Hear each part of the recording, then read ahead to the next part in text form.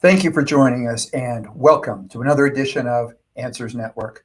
I'm your host, Alan Cardoza. Now, for those of you that have been listening, sending in questions and comments, thank you so much. And please continue to help spread the word that every Monday from 11 a.m. to noon Pacific time, this show will bring on special guests that can inspire, educate, and in some cases entertain, while bringing answers and options to making our lives happier, healthier, and more successful. Now, if you can't listen live, all of our shows, including this one, can be found at answers.network. And I'd really appreciate it if you could all do me a big favor. Forward one of our shows to your social media group and to someone you know who can benefit from a particular subject. This is just one powerful way that we can make a positive influence in the world together. Now, our topic today is one that is it's a very sad topic. And as someone who worked with at-risk youth for many, many years, it's one that I found myself having to deal with parents who had dealt with this particular topic. The topic is suicide. And for those of you that don't know, it's the second leading cause of death in the United States for people between the ages of 25 and 34, the first of which is accidents. And it's the 10th leading cause of death, period, in the United States. Now, our guest, Charlotte Maya, answers the question of how do you survive after a loved one commits suicide? She was widowed at 39 when her children, who were 6 and 8 at the time, I can't imagine dealing with that. And now Charlotte writes and explores the intersections of grief, parenting, and self-care, particularly within the context of suicide. Her work has been highlighted in Hippocampus magazine and on The Mighty. She's been featured on the A2A Alliance and the Your Next Chapter podcast with Angela Raspes. Charlotte received her Bachelor's of Arts degree from Rice University and her Juris Doctorate degree from UCLA.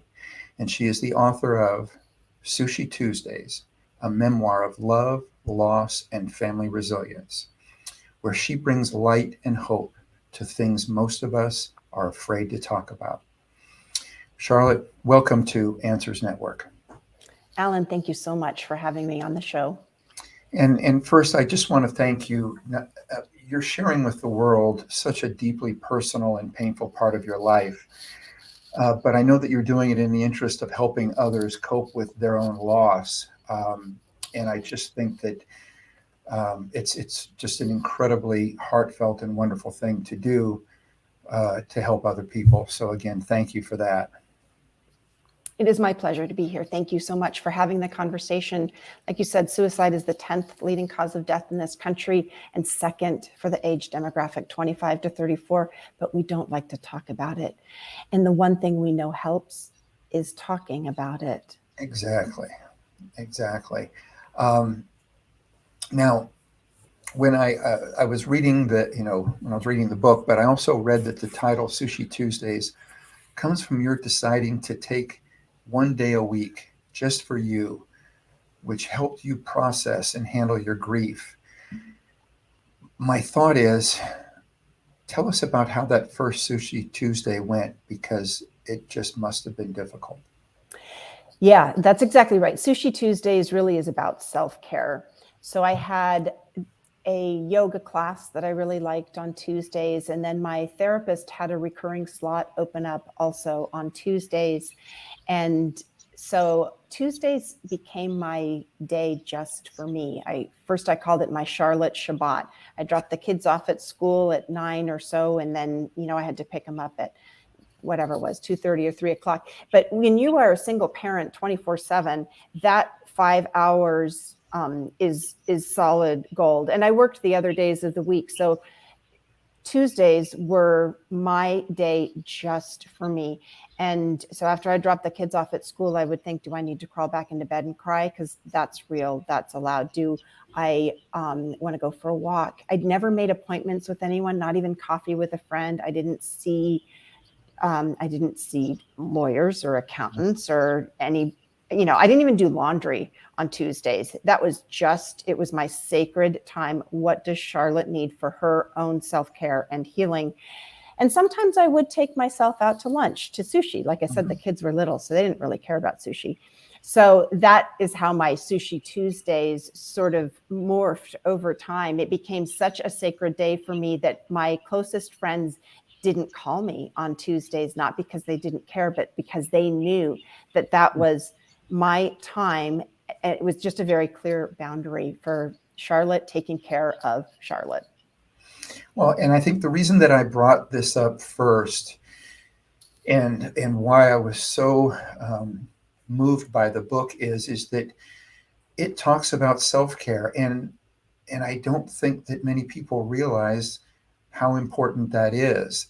And I think that there's obviously there's counseling and there's things that we can do, but to set up and to be, I think, forward thinking enough to know how important the self-care was, I think was huge in your own ability to get through this, to get through your own grief. Um, it must have been equally hard or twice as hard to do this while raising two young boys. Share a little bit about that part of it, because I think we're in a time in which there is there is a lot of grief. Suicide is now one of the fastest growing ways for people to die.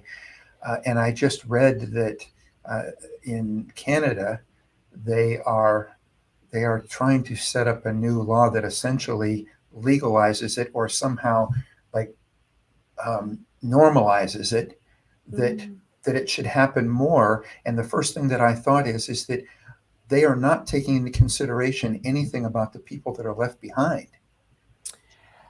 Yeah, okay. This is a really big, important question that you've asked. There is a difference between sort of the euthanasia end of this spectrum, and I am not an expert at that. So someone in this country dies, I think it's like once every 11 minutes by suicide. And the CDC just came out with a new report on teenage mental health. And our teenage girls in particular are really suffering. There are a lot of demographics within our country, our military, our LGBTQ plus children and brothers and sisters, our communities of color are all at increased risk for suicide. And I think it's important to remember that suicide is not a crime, it is an illness. Depression is a disease. And when we start to understand, even when we start to understand suicide and depression as a disease and as an illness, that is different than some end-of-life decisions that sometimes people want to make in relation to a fatal disease at a certain age. Maybe it's dementia or Alzheimer's or something else. So what I am talking about when we talk about suicide is depression and this part of the illness, and even how we talk about it, our language can make a difference. So for example, a lot of journalists and people working in suicide awareness and suicide prevention, we no longer say committed suicide because that word commit has connotations, criminal connotations. Instead, we'll say things like someone died by suicide, or even suicide as a verb, he suicided, which sounds a little awkward, but we are practicing at this. And personally, listen, I'd rather have glitchy conversations than no conversations, because we know silence is the one thing that does not help in this arena. And you asked about the children, and it is, children's grief is real, and it is as unique as the children themselves, because every relationship is unique. And so, of course, the children had different relationships with their father, and they're different humans, so they grieve individually. So my task as a mother was to learn how each child expressed their grief, and then to be sort of a container for them, to keep them safe, to feel the feelings that they also felt: love, rage, abandonment, sorrow and to learn how to handle these feelings. Feelings in and of themselves are not fatal. They're signposts. What needs attention? When the policeman came to my house to let me know of Sam's suicide, they said, "We will tell the children that their father died, but you have to tell them how. And we recommend that you tell them the truth because you do not want them to find out any other way."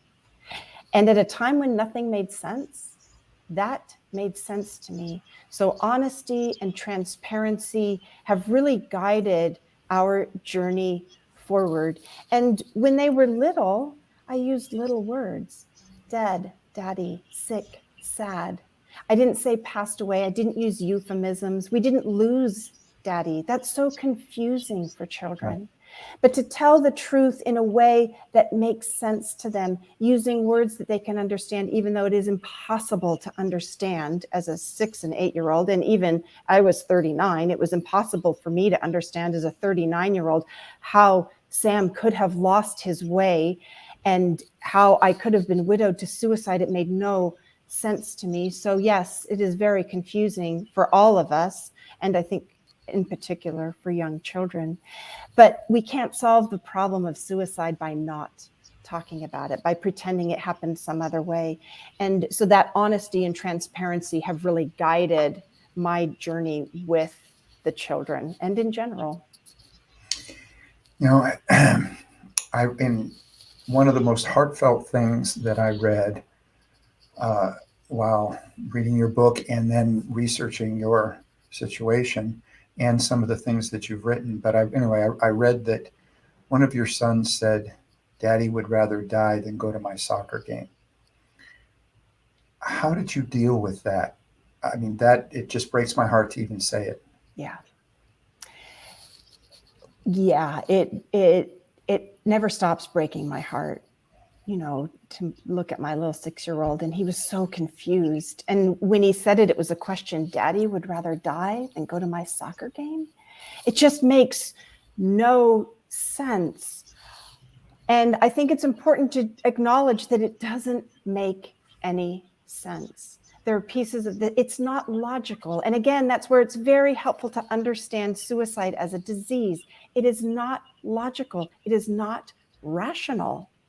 And so when we come at it from that perspective, we can hold the confusion and just hold each other. I was terrified that I would be ostracized because of how Sam died, because there is so much shame, so much stigma surrounding suicide for people who are suffering, and for those of us, if somebody has died by suicide, for those of us who love that person and mourn them. And I was really afraid that I would be alienated from my community. But what I found was the opposite. That what I found was connection, that people were aching to have this conversation, that people listen, as the 10th leading cause of death in this country, there are a lot of people around who have been impacted intimately by a suicide. But since we don't talk about it, we just might not even know. I had so Sam had died on a Saturday, and I took the kids to school on Monday. And I leaned down and told them, "Okay, it lasts as long as you can. And as soon as you're ready to come home, let your teacher know and I will come get you." And I didn't know whether they would last 5 minutes or 10 minutes or the whole day. And they did end up lasting the whole day. And as we had walked toward their classrooms, I noticed people averting their eyes and sort of leaning away from me or walking away. And I thought, okay, here's where it starts. But I live in a pretty small town, so there's no way to hide it. I didn't lie about it even from the beginning. I was just very transparent about how Sam had died. So after I dropped the kids off at their 1st and 3rd grade classrooms, I turned to walk back home and sort of steeled myself for what I thought was going to be a long, lonely walk home, even though it was only a few blocks. And what I found instead were arms and hugs and tears and people coming toward me instead of being pushed away. And that connection has been incredible to me. We might not be able to solve the disease of suicide entirely, but we can solve the isolation. And that is something that this communication, these conversations. I'm just so incredibly grateful that you're hosting this conversation today, because that connection does make a difference. And I'm glad you brought up isolation, because I think that that's one of the problems, not only as far as this after the fact, but even that has helped lead to more suicides. What are some of was there any warning signs? Was he kind of getting to the point to where he was isolating himself more? Is there anything that, although it wouldn't seem like anything at the moment, that you look back on and go, I wonder if that was a sign, or something that other people out there, if they're seeing it, might go, you know what, maybe I need to have a talk with this person? Yes, this is a great question. And another reason why, when we develop a fluency in suicide, sort of in the same way that we are able to talk about physical health, when we can talk about mental health fluently, then we will all recognize signs, many of which I only recognized in hindsight. For example, he had lost a little weight, not a lot, a couple pounds over the summer, but who doesn't want to lose a couple pounds over the summer? And he had a lot of job stress. And if you have a job, you have job stress. And if you don't have a job, then you really have job stress. So it seemed not unusual to me.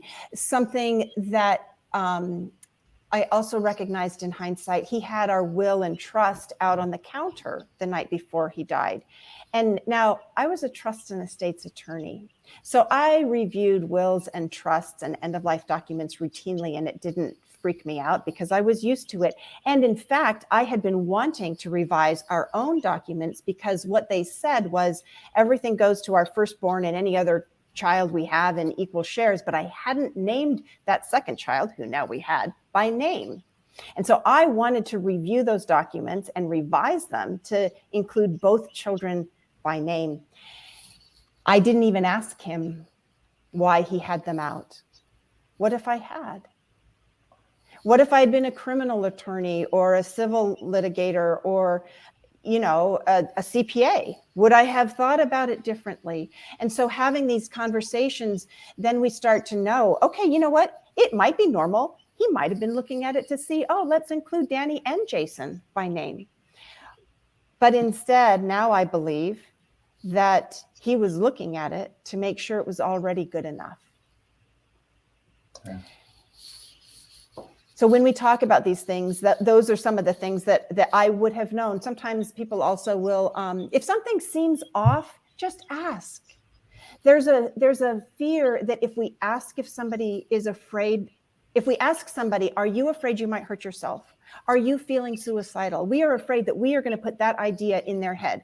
If it is already in their head, we are not going to put it there. And if it's not already in their head, just the fact of having the conversation will let them know you care. You are here for the answers. I have so much hope in this new 988 National Crisis Lifeline. Uh-huh. Just the fact that we have 988 as a lifeline lets people know you are not alone. There is a place to go.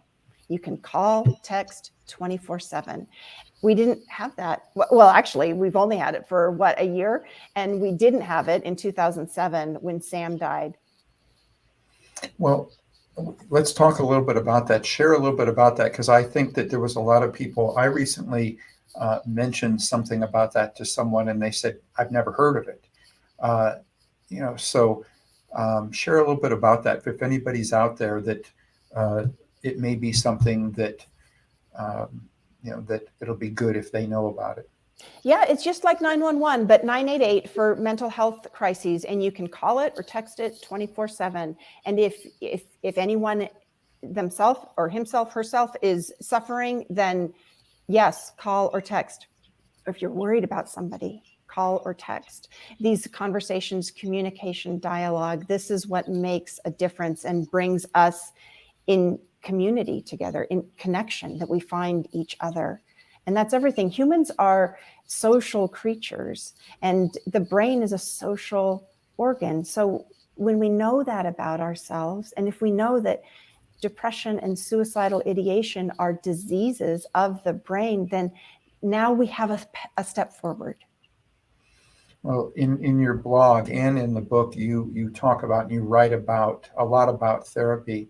Um, can you talk a little bit about some of your therapy experiences and some of the things that helped get you through it, and some of the things that you now recommend to people that will help them get through the same? Well, the first, what I call sort of the holy trinity of healing, is eat, sleep, breathe. Start there. Inhale, exhale, repeat as necessary. If you can sleep, sleep. If you're not sleeping, get some help. Sleep is key to the whole equation. And eating healthy. I mean, I lost 25 pounds in 3 months not because I wasn't surrounded by food. I had amazing friends showing up with food, but I just felt sick to my stomach so much of the time. And pay attention to yourself. That's, I think, meditation or yoga, any of these, just going for a walk, any of these things that bring us into our own body so you can notice what you need. And the other thing I would say is, when people say, what can I do to help? Just say yes. Can I do something? Yes. And you know what? If you don't know what you need, just let them figure it out. I had a lot of people come up to me and say, what can I do for you? And I'd say, I don't know, but I need everything.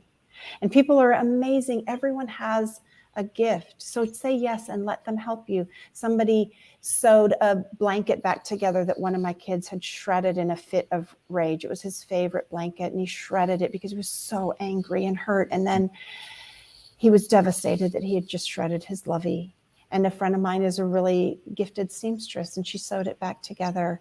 I had another friend who was really organized, and she would collect my mail, and she'd pull out all the bills, and she'd write the checks. It was back in 2007. So she'd write the checks. She'd do everything except for sign them, and she'd put a stamp on the envelope. And everyone has a gift. And so if you want to help somebody, you know that just showing up makes a difference, and you'll figure it out. But showing up is the main thing. And we had a lot of therapy, his, hers, ours therapists. And I think that really good therapists teach you how you grieve.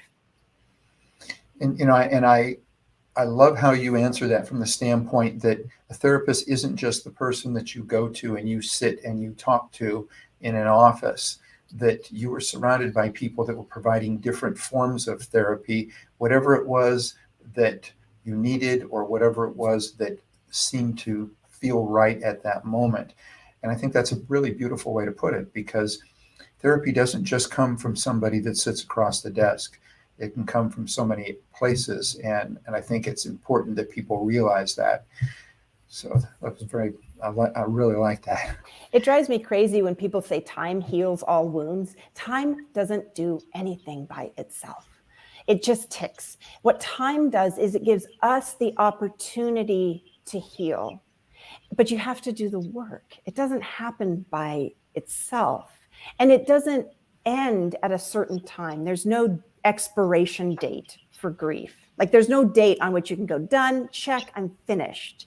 It's ongoing. We joke in our house that we don't hide the skeletons in our closets. We put them right up on the walls or on the piano or on the mantle where everybody can see them, because the truth is that love remembers and grief continues. It's not so heavy now as it was 15 years ago, but there are moments when the children graduate, when they get married, when they have something incredibly special, or when they are really suffering.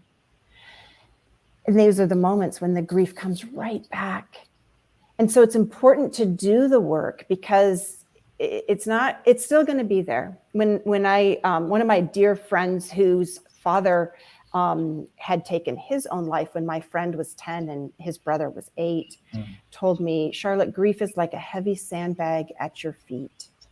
And if you do not pick it up, it will trip you for the rest of your life. But when you pick it up, you will notice there's a little hole in the bottom, and that is where the grains of sand start to fall out. And then 2 things start to happen. 1, the grief sandbag gets lighter, and 2, you get stronger. And I love that analogy, because you don't get over it, you carry it with you. And we are stronger now, but we still carry it with us. There's never a moment when it's empty. You know, you said earlier, one of the things that you thought might happen was that people were going to avoid you. And I know that there are many people that will say, I don't know what to say, so I do nothing or I say nothing. Um, what are some of the things that you can say, and what are some of the things that you can't? And the reason I bring up that second part, and it was a line that I said in a in a movie, but I was playing the role of a priest, and in the 1800s. And I said to the lead, whose son had just been buried, and I said, you know, you know, don't worry, he's in a better place. And the lead said, well, Father, to be perfectly honest, I'd rather have him here with me. And so that was one of those things to where, and when we talked about that line, we talked about it being an inappropriate line, but yet one that people will say when they don't know what to say. Yeah. So what are some of those things that you feel could help people feel a little more comfortable when they come into that situation to where they know somebody who's just lost someone? I wish there was like a magic sentence that we could say. There really isn't. I personally, I'm here for you. I'm with you. And it's helpful to have friends who are willing to engage in what might be a difficult conversation. Yeah, the better place theology is super bad, especially in the area of suicide, because people would tell my children at 6 and 8 that daddy was in a better place. And so my 6-year-old said to me, well, if daddy's in a better place, shouldn't we go too? And that is logical and horrifying. Yes. So we talked a lot about that. And I too said the same thing to, I can't remember who, but yeah, you know what? We need him here. God doesn't need him more than we do. That just doesn't make any sense to me. Or the whole idea that there's a divine who planned this. I don't need that kind of plan. Thank you very much. But I do believe in a theology of presence, and I think that presence shows up on my front porch with lasagna and casseroles and enchiladas. I think that presence shows up to drive carpool. I think that presence shows up in the middle of the night when I can't sleep and is also at her computer writing emails at the same time.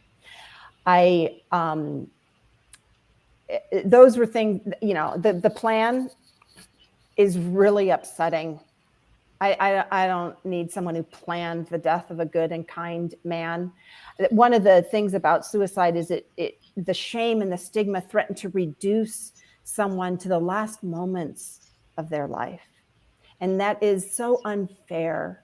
So one of the things that talking about suicide does is it allows those of us who have lost someone we love to suicide to bring our loved one back into their full humanity. Were they perfect? No, nobody's perfect. But were they loved? Yes, desperately. Are they funny and smart and kind? Yes, they are all those things. And so opening that part of the conversation back up, I guess as I'm talking, one thing that I would say their name. Don't be afraid to say Sam or Debbie or Vincent or Esme. Say their names. They are beloved. And you're not going to remind me that he's dead. You're not going to remind me that he's gone. I know that. So say his name. Talk about the beloved. Maybe there's a story that their loved one might not already know. But first of all, say it again and again and again. We won't get tired of hearing these beautiful stories about our loved ones. But maybe there's something we don't already know, and that would be a gift. Wow. The book is Sushi Tuesdays, a memoir of love, loss, and family resilience. We're speaking with Charlotte Maya. We're going to take a break. We'll be right back. You are listening to or watching Answers Network. Founded over 30 years ago to meet the needs of families in crisis. West Shield has continually focused on resolving issues that negatively impact families and businesses. Our signature therapeutic transportation service helps to ensure that adolescents in crisis are safely transported to specialized schools, programs, and treatment centers with unsurpassed experience and success. We are supported by our full-service licensed investigation agency that has legally, professionally, and compassionately located hundreds of runaways and teens. We are experienced and qualified to help, offering solutions which may include referrals to our international network of top professionals in the fields of educational consulting, psychology, psychiatry, and investigations. Simply put, West Shield Adolescent Services and West Shield Investigations are the best solutions when your family is facing a personal crisis. Call 1-800-899-8585, 24 hours a day, 7 days a week. That's 1-800-899-8585, or visit our website at westshield.com. Thank you. And we're back. We're speaking with Charlotte Maya, and we're talking about the subject of suicide. Charlotte,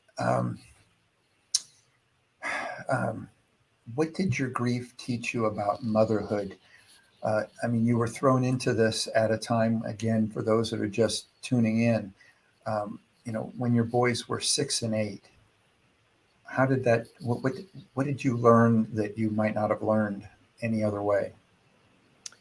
Well, I think a lot of things about motherhood. The children teach us what they need. It is always amazing to me that, a 7-pound larva has an opinion and is able to express it, even though they have no marketable skills or language facility. And the same is true with grieving children. I think the biggest thing it would teach me about motherhood is really just being honest with the children and having these conversations. The children are 22 and 24, and the conversation continues. We use bigger words now, and my youngest one, who's about to hopefully graduate from college with a degree in psychology, teaches me now. And in some ways, that's always the case.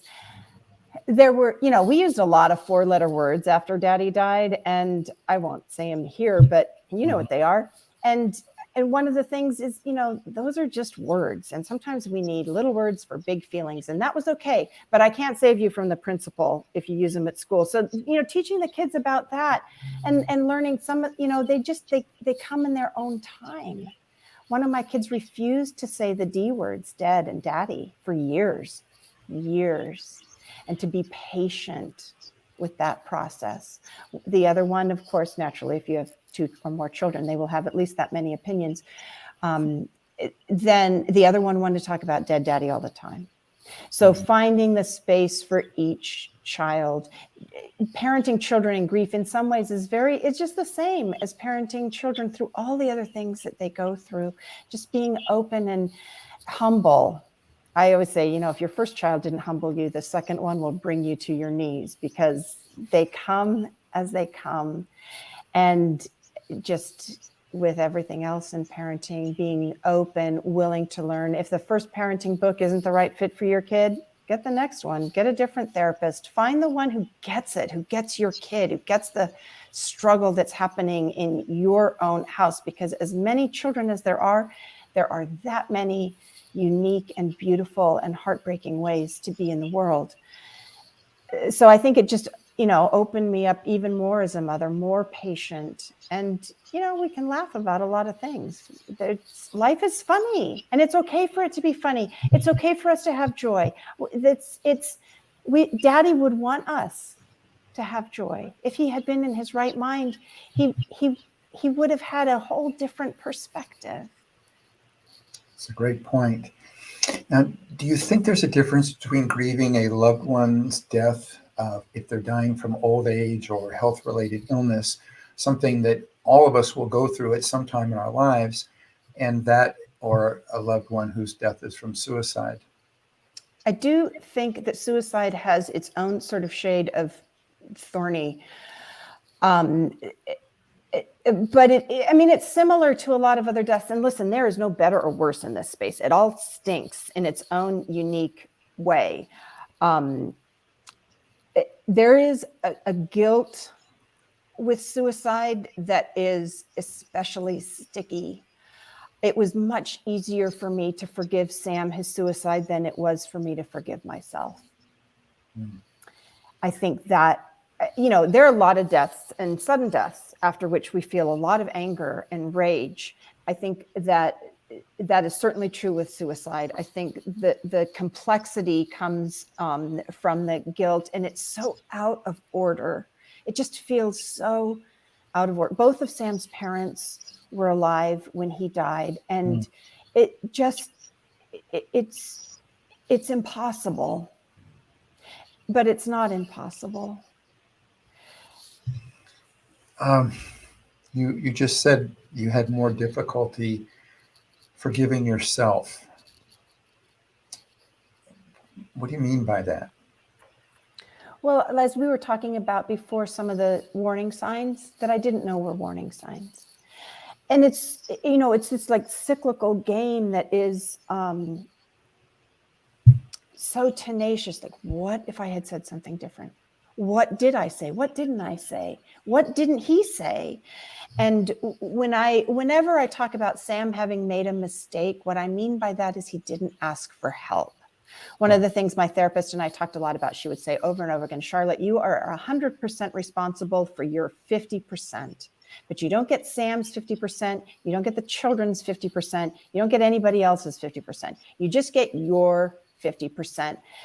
And that was very helpful for me to start to release that guilt, that feeling that I know I can turn back the clock if I just can figure out the key. There's just that desperation to go back and figure out what I was missing. It's not always easy to know which was my 50%. Right? Especially with children, as they are young, we take over so much as parents of their growth and healing and learning, and letting them grow up is a gift to us and to them. I would say if I do my job right and they do theirs, they won't really need me so much. And that's heartbreaking and also beautiful. And with the loss, it's similar. You mentioned in regards to depression, which we know is a mental health condition. I think one of the things that if there's something that we can say or do that gets people to make a difference is to work on the stigma. And I think especially for males and males of my generation is this thing of, I'm too tough. I can't, I can't talk about these things. I was just having a conversation with the love of my life, and I was talking about that as a teenager, I went to therapy, and the therapist said, you're underage, you have to have your father come in. And I asked my father if he'd come in, and his answer was, and there was another word in there, but it was, are you freaking crazy?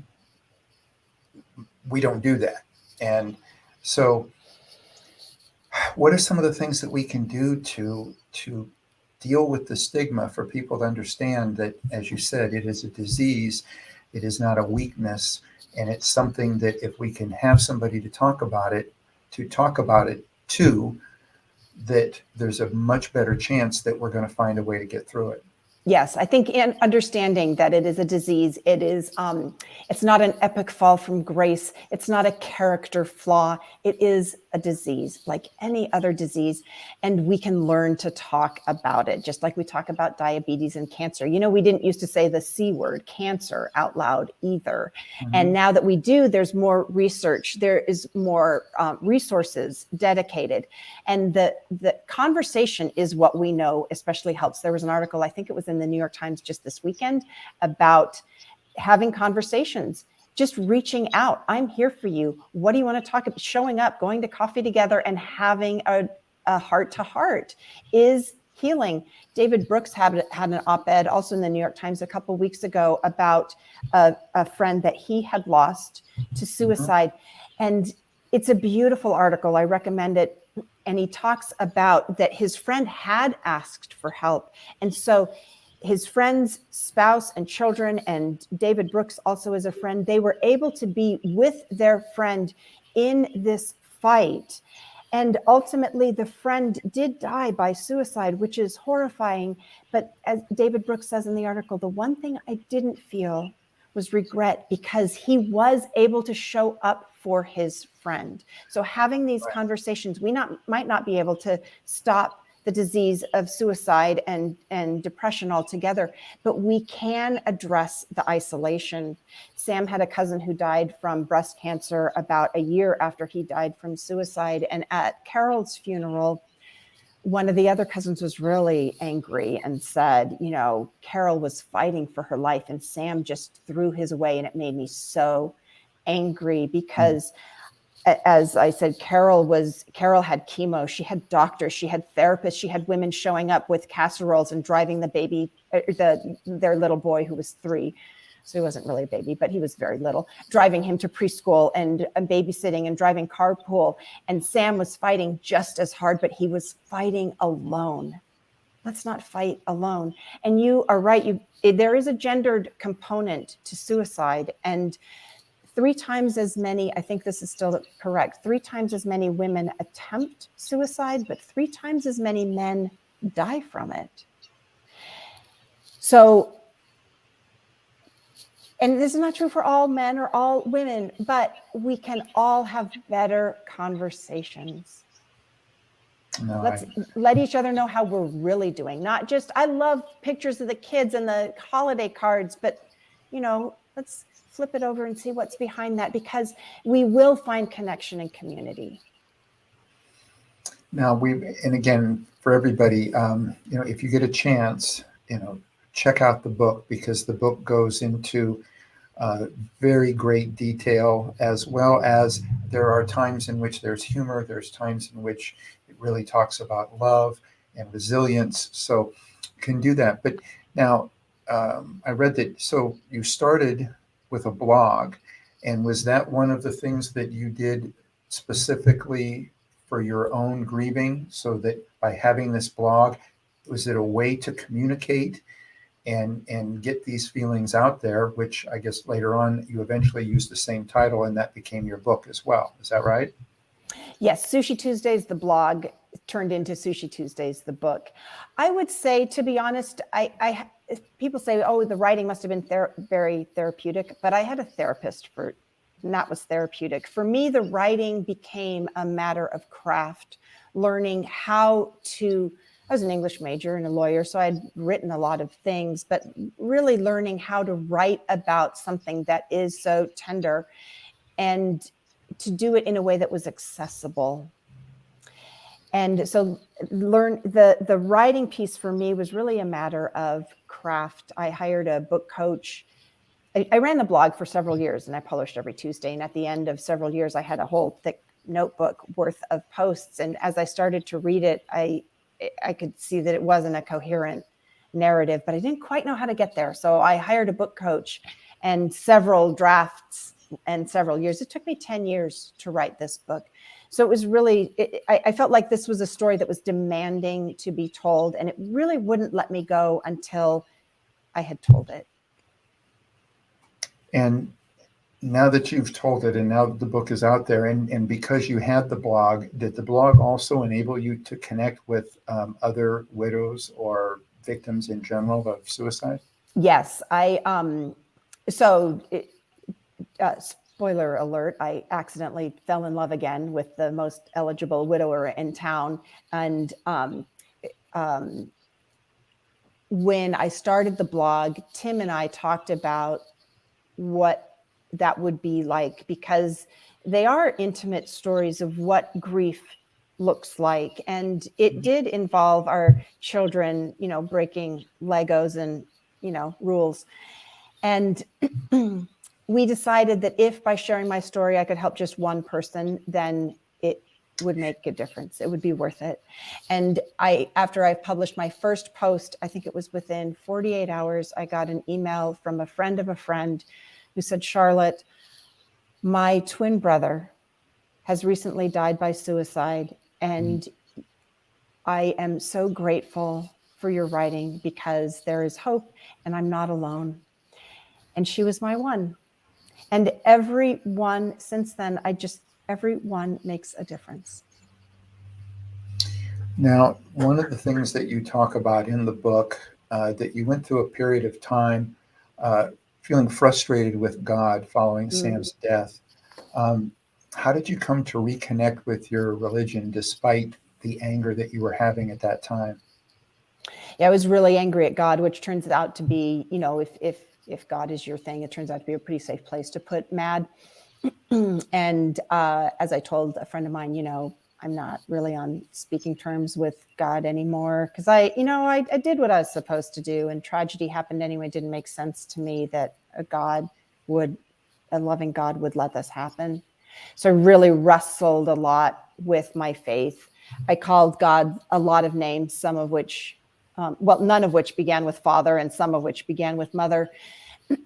And about a year after, the first year after Sam's death, so we called it the first death anniversary, a mutual friend of mine invited me to go to church, and she invited me in such a lovely way. She said, I know it might be the last place that you want to go, but I would love for you to join me and my family to church, and we can go to brunch afterwards.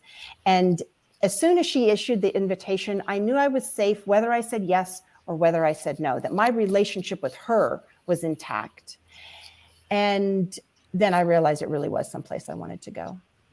And the pastor that day was explaining how angry he was after his 10-year-old had died, I think he was 10, from cancer, and how very angry the pastor was at God. And that by wrestling with God, he was staying engaged. And I thought, all this time I've been calling God names, and all God hears is that Charlotte is calling. And that for me sort of was the beginning of a restoration of my faith journey. I don't know if that answers the question. Yes, I think it does. And I just looked up, we only have about another minute or so. We have a comment that came in, and this one reads, suicide was a major topic during the pandemic, from youth to older individuals who lost their will to live. I so applaud your courage to write about this topic, and because it speaks to how people may be hiding deep depressions that are not readily apparent to those around them. And you've already answered the question that followed that, but that was from Sarah in Florida. Yeah, thank you, Sarah. And check in with your people. Yeah, definitely. And I've got another quick question. I'm going to try to squeeze this question in, and if we're unable to get it answered, maybe you can answer. We'll put it on either on your blog or on your website or something where people can do that. This one reads, my father and my uncle, who was like my second father to me, both chose to take their lives after months of battling cancer. Although these events were 10 years apart, the loss was devastating for our family because their treatments were still going on, and we had hopes for positive outcomes. Although I know your experience was different, losing loved ones so unexpectedly has lifelong ripples in a person's psyche. My brother told me about your interview on Alan's show, and we're looking forward to hearing your story, as well as reading and sharing your book with our siblings. And this is from Aubrey in New Mexico. Aubrey, I am with you, and thank you. All right. Again, the book is Sushi Tuesdays. It's a memoir of love, loss, and family resilience. So, Charlotte, can I assume it's at anywhere one can get books, or is Yes, it best to go to your website? Anywhere you get your books you will be able to find it, yes. Okay, and if you do want to go to the website and learn a little more, it is Charlotte-Maya, MAYA.com. Charlotte, anything else you would like to share before we say goodbye? Well, I'm just so grateful to you for hosting this conversation. I'm grateful to everyone who is listening to this conversation, and just to know that the story isn't over. All right. And when we spoke a little bit, I think off the air, and I asked about it, there's another book let us know when you have another one coming out. We'd love to have you on. I'd love to hear more about it. And again, thank you so much for sharing this very heartfelt story with us. Thank you. It's been my pleasure. All right. Now, for everybody out there, please be with us next week when we're joined by Genevieve Hawkins, and she discusses her new book, Mentally at Work, Optimizing Your Health and Business Performance.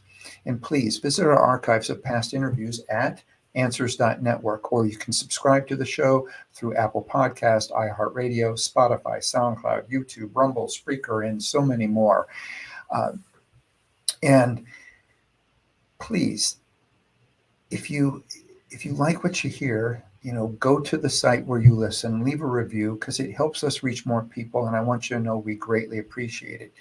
And also, the next time you're on Facebook, Instagram, or Twitter, please remember, stop by our page. That's answers.network. And check out some of our latest shows. If you like them, please like us and spread the word. For everybody out there, be good human beings, and be with us again next week on Answers Network.